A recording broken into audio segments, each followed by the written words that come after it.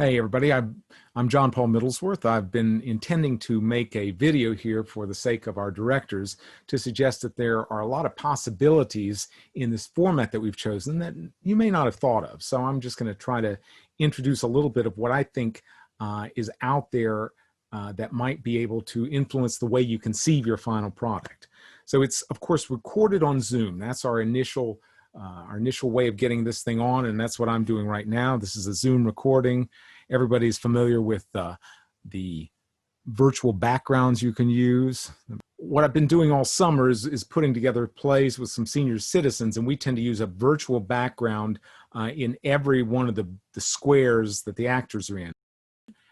You could switch and have one person in one virtual background and one person in another, and I've seen that be very effective too. The virtual backgrounds, if you know anything about it, it can be a real trick because, you know, not everything, mine's doing pretty well, but you're going to get some kind of interference unless people are just kind of still. This can be improved a lot with the use of a green screen, of course. So here's my green screen. It's just a bunch of felt. So with the background green all around me, after the fact, I can take this thing into Adobe Premiere and chroma key it to put another image in behind me. So that's an option. And that of course, now I'm doing it on an iPhone, and I normally couldn't put any kind of a background in on an iPhone. We'll take the finished product that's recorded on somebody's computer, we'll put it into Premiere and, you know, chop it up, alter it all kinds of ways, add titles, whatever we need to do.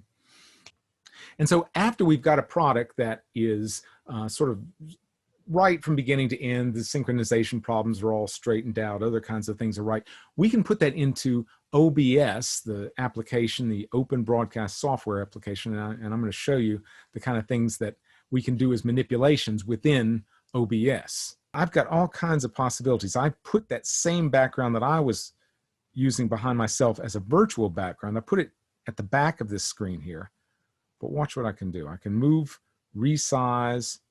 Let's put her over here. Maybe I want both the women to be down here in the corner. No, that grabbed the wrong thing. Put the women down in the corner. We've changed their size, and these men are here.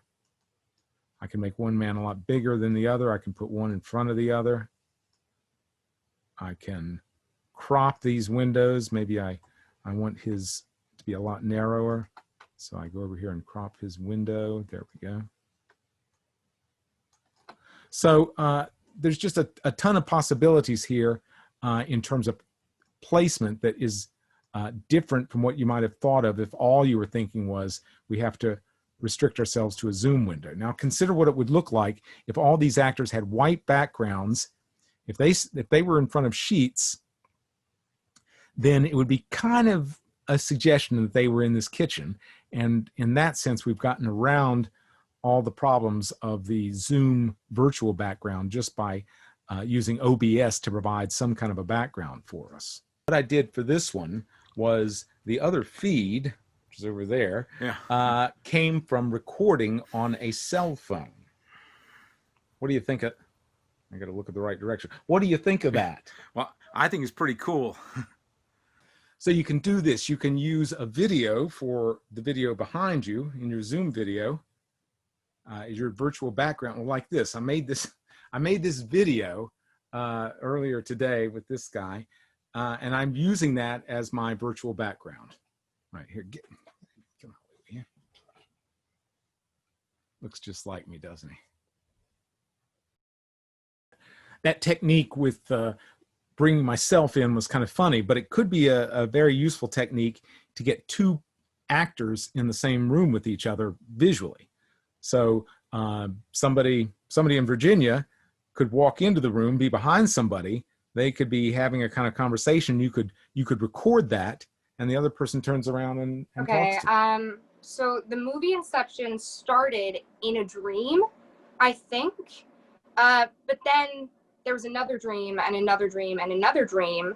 You could call into Zoom from your phone. So I'm on the desktop here, I'm on the phone here, and we're getting two different angles of the same stuff. Oh man, I need to see what's in my pocket. Oh, it's just my wallet with the money in it. Okay. I went through this kind of quickly, but I'm eager to answer any kind of questions you have. Here are the takeaways from this. Think about how you want your final product to appear on the screen. In that sense, you're kind of a film director.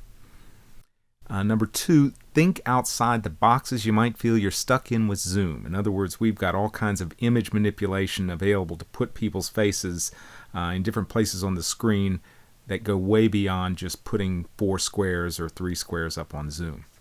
Remember that video can be added after the fact.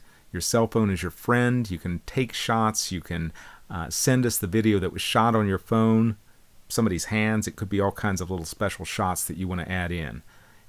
Remember that something shot and recorded on Zoom can be used as a virtual background for a later Zoom recording. In that sense, you could get 2 actors in on the same scene. And last, you might be kind of frustrated with Zoom's virtual backgrounds, but backgrounds can be put in using open broadcast software.